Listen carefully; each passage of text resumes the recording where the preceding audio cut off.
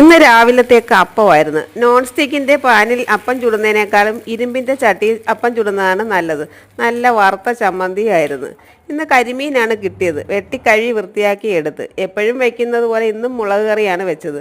ചെറിയ ഉള്ളിയും കറിവേപ്പിലയും തക്കാളി ഇട്ട് വഴന്ന് വരുമ്പോൾ മുളക് പൊടി, മല്ലിപ്പൊടി, മഞ്ഞൾപ്പൊടി, ഉലുവപ്പൊടി ഇട്ട് മൂത്ത് വരുമ്പോൾ തേങ്ങാപ്പാൽ ഒഴിച്ച് വടക്കമ്പുളി ഉപ്പ് ഇട്ട് തിളയ്ക്കുമ്പോൾ മീൻ ഇട്ട് കൊടുക്കണം. ഈ മീനിന് വലിയ വേവില്ലാത്തതുകൊണ്ട് 5 മിനിറ്റ് മതി വേവാൻ. ഈ മീൻ ഇട്ടതിന് ശേഷം തവി ഇട്ട് ഇളക്കരുത്. സ്പൂൺ വെച്ച് ചെറുതായിട്ടൊന്ന് താത്തു കൊടുക്കണം.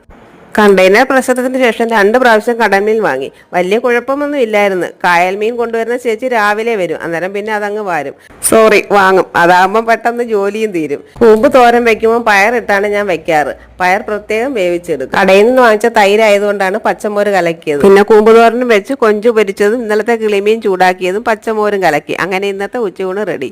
ഈ വീഡിയോ നിങ്ങൾക്ക് എല്ലാവർക്കും ഇഷ്ടപ്പെടുകയാണെങ്കിൽ ഒന്ന് സബ്സ്ക്രൈബ് ചെയ്യണേ കൂട്ടുകാരെ.